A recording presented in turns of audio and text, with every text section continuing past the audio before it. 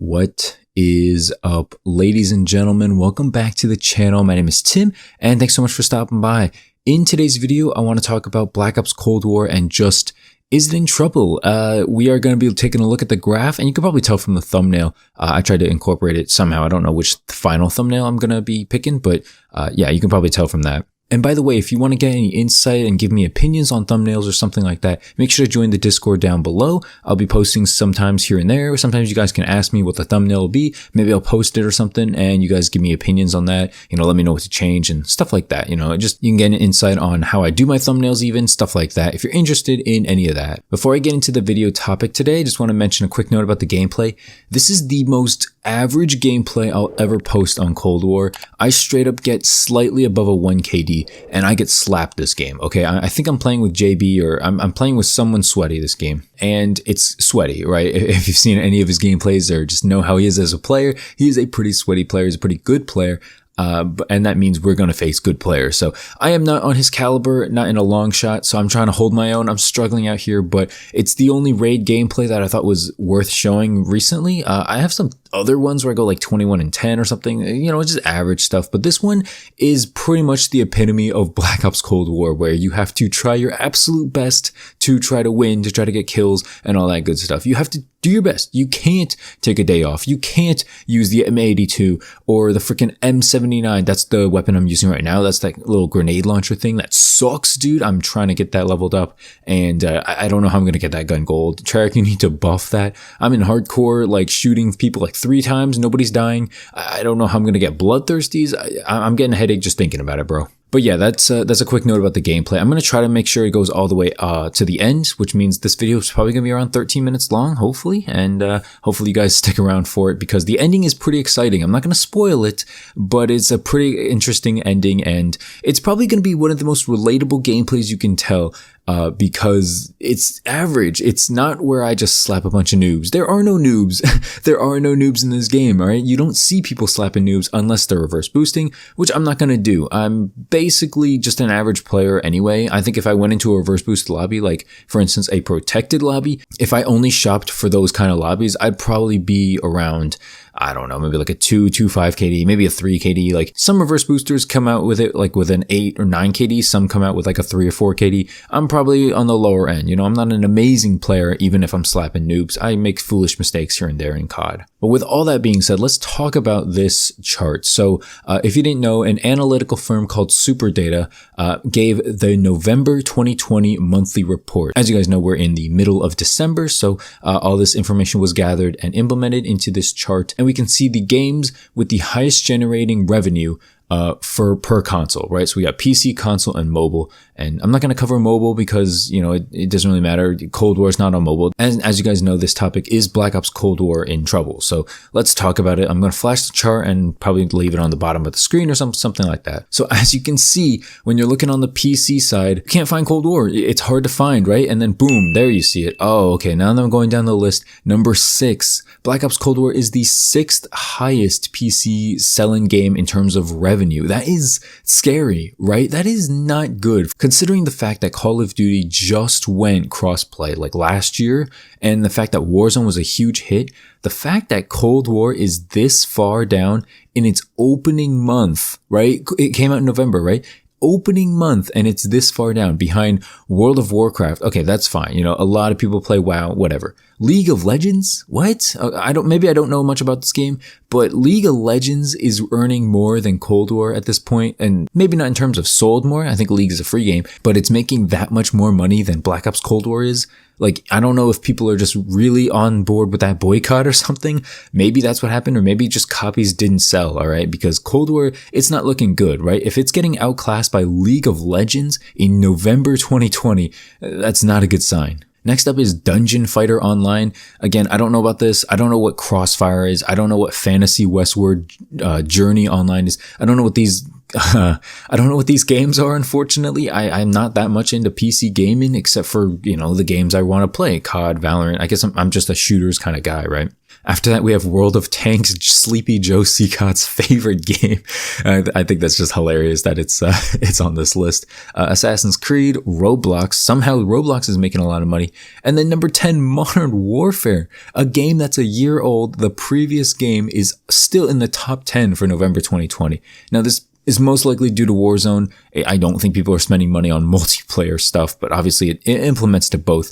And now that Cold War has this crossplay feature with, or not crossplay, I guess cross-gen feature between Modern Warfare, Cold War, and Warzone, you can use different operators in each game mode. So you can use Cold War operators in Warzone, for instance, and that's going to be interesting. I think it's cool. I don't know how I feel about that just yet. Maybe I'll make that a separate video topic. Moving over to the console side, you can tell that Cold War is number 1, so I guess that's a good sign.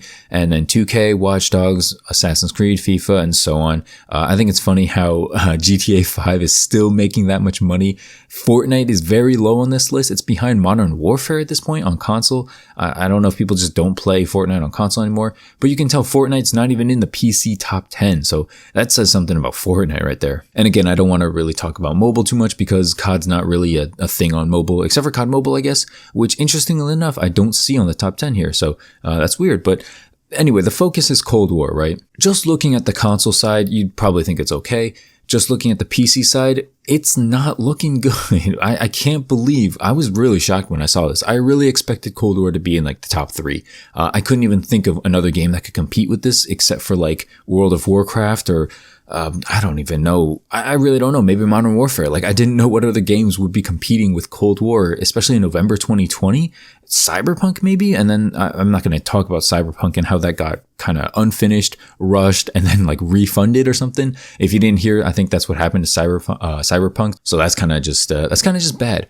But anyway, let's continue on with this article because there's some other information here that I find very interesting. It says, in terms of actual sales figures, Superdata Analytics estimates that Black Ops Cold War sold 5.7 million digital copies in November 2020. This makes it the highest selling digital Call of Duty game since Black Ops 4 for the month. It was a 7% increase over BO4. The report also states that Modern Warfare did have more active players online in the month thanks to Warzone's free-to-play connection to the game. That makes sense, right? Like obviously Warzone being free-to-play is going to have more players. It's very interesting how you can't differentiate, or maybe they just didn't give it the differentiation between Modern Warfare multiplayer and Cold War's multiplayer, because those are numbers I'd really like to see.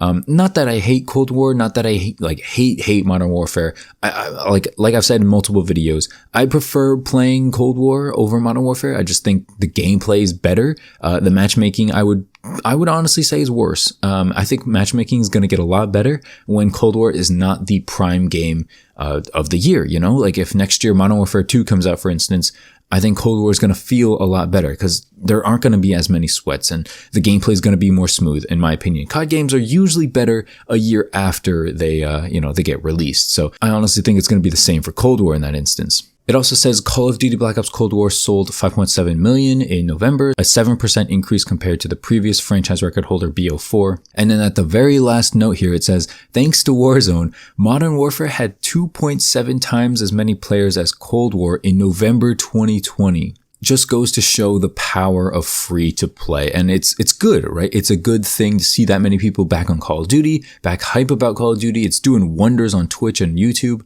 I'm talking about Warzone in particular. Honestly, Cold War is not doing super good on YouTube, but honestly, my channel's doing okay. I'm still growing, so I'm not going to complain too much about that. But I just find that interesting, right? That Warzone has this many more players on it than Cold War. Obviously, a good amount of it is because people are free to play.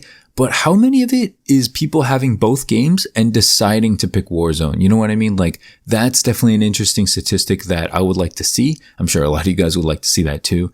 It's also noted that Activision has not disclosed actual sales figures for Cold War. Very interesting as to why that is. The company did confirm that Cold War's digital sales on day one were the highest in franchise history. That makes a lot of sense. It says digital sales in particular because we're in a pandemic. Nobody's really going to your Walmart, GameStop to buy a game when you can kind of just order it online or, have a code sent to you or something, or just buy it on your PS4, PS5. It's a lot simpler nowadays and a lot more, in my opinion, safe than going to a store in the midst of this COVID pandemic. So that's not surprising right there. But anyway, I don't have a whole lot else to mention. I just really want to know your guys' opinions at this point. Do you think Cold War is in trouble? Like, should Cold War, I don't know, should Call of Duty multiplayer be going free to play at this point? Like, we're going to deal with more hackers. We're going to deal with a much more annoying fan base because there's going to be a lot more people like reverse boosting and stuff like that. A $60 paywall is preventing a ton of people from reverse boosting. Don't get me wrong on that. That's definitely true. But at the same time, a free-to-play game means a lot more noobs, right? So it's a give and take. So I really want to know, should Cold War, feel like they're in trouble? Are you still playing Cold War? Do you hate this game?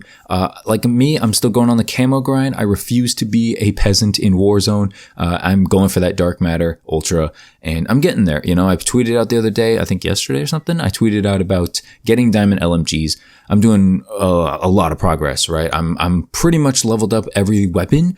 So now I'm just slowly working through like ARs. When I get bored of those, do snipers, stuff like that. And I'm so far done with the tac rifles and the LMGs. And pretty much when I get those done, I don't know how much Dark Matter or Ultra gameplay you're going to see unless there's new maps and stuff, because I don't know how much I'm going to play the game when I don't have an incentive to grind. Obviously, I'm going to be grinding the new guns. I have not touched the Mac 10 or the Groza yet. So let me know what you guys think about those in the comment section down below. I saw a lot of people talk about the 18-4 gameplay. I still have it, so I'll be posting that maybe tomorrow, as long as you guys remind me or something. So yeah, you'll be seeing that in the near future. But that's basically going to do it. I'm probably going to let the gameplay run out because I don't think I talked long enough for the gameplay to actually finish. But as you know, it's an exciting ending, so hopefully you enjoy it. If you do enjoy the video, make sure to leave a like and subscribe. If you're new to the channel, follow me on Twitch, follow me on Twitter. I will be on Twitch probably sometime tonight or sometime this weekend, honestly. I've been kind of slacking. I usually go on Mondays